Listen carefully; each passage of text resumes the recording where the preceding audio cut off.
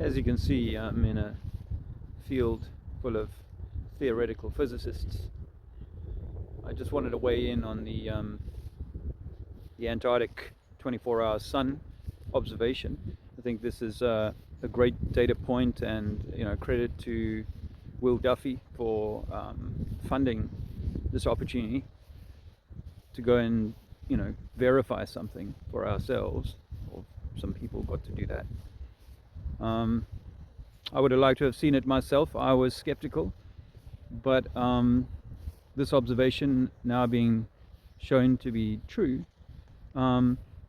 falsifies one of the models of flat Earth, proposing that the sun is a singular object circling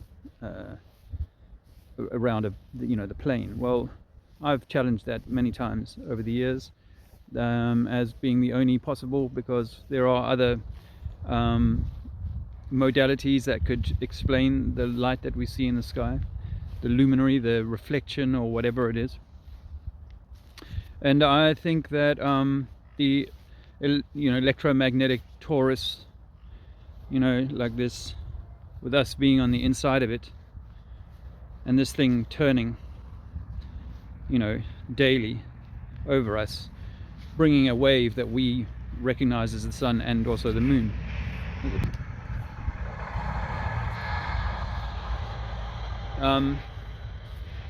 That model, based on this natural thing with a North Pole and a South Pole, is altogether valid.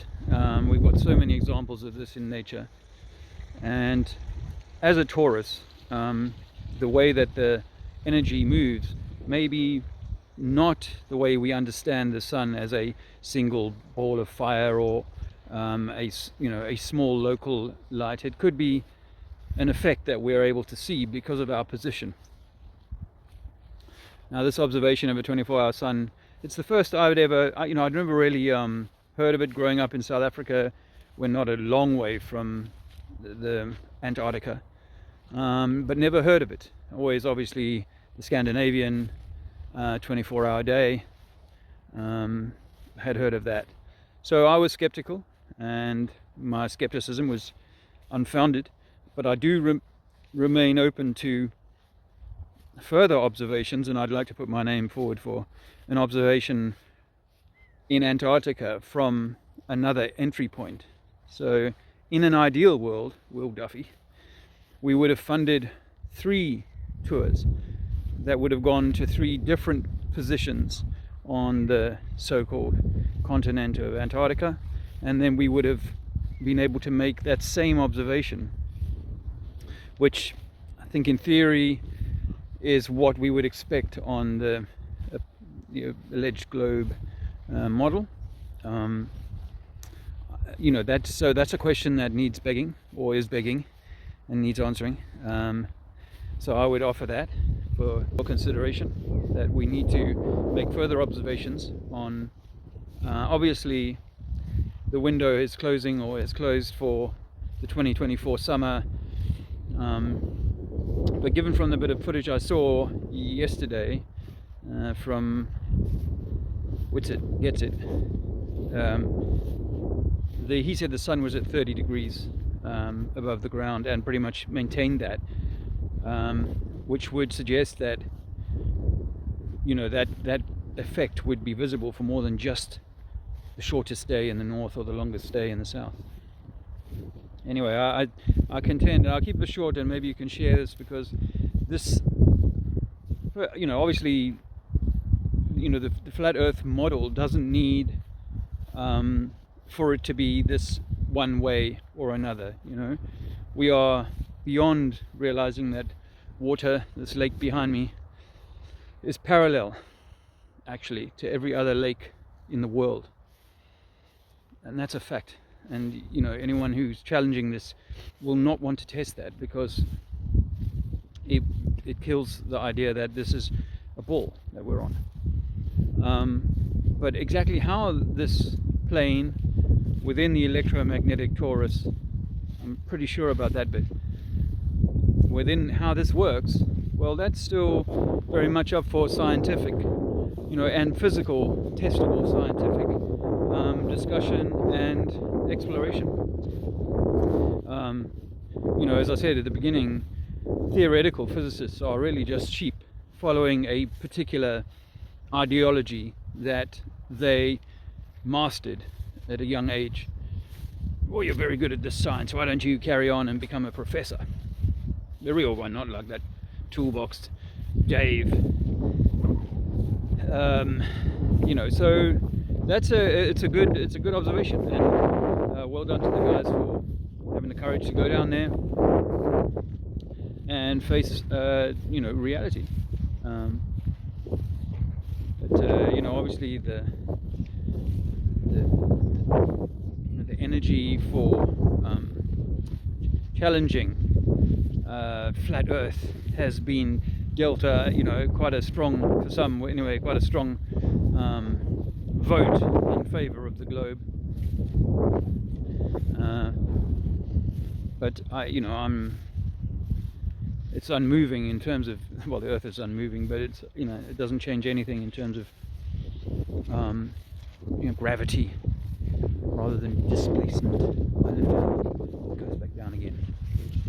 Rocks don't float. Gas giants don't coalesce under their own mass.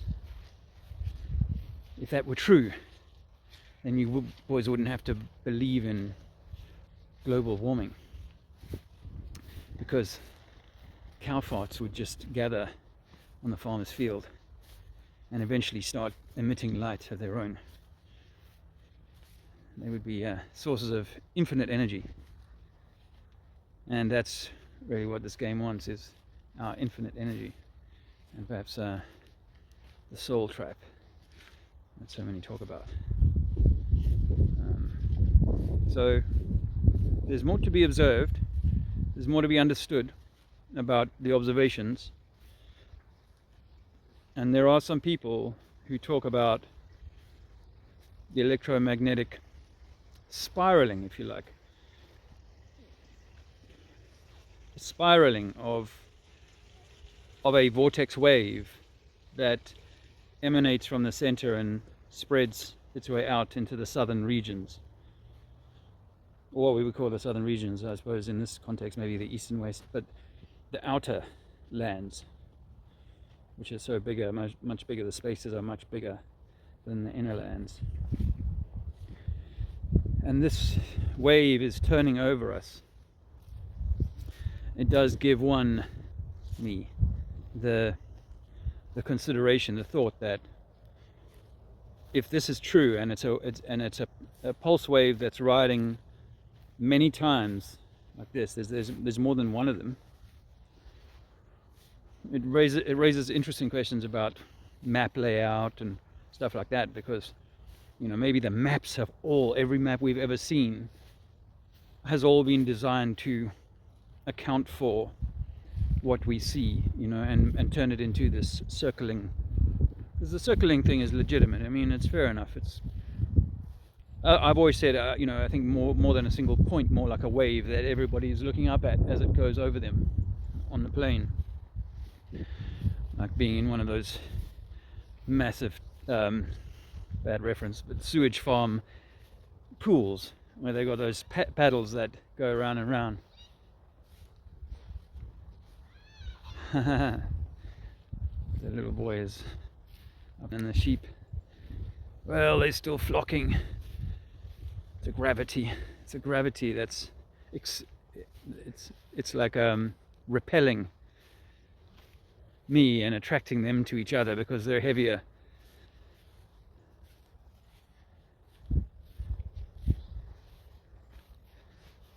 But if Copernicus, what about Galileo?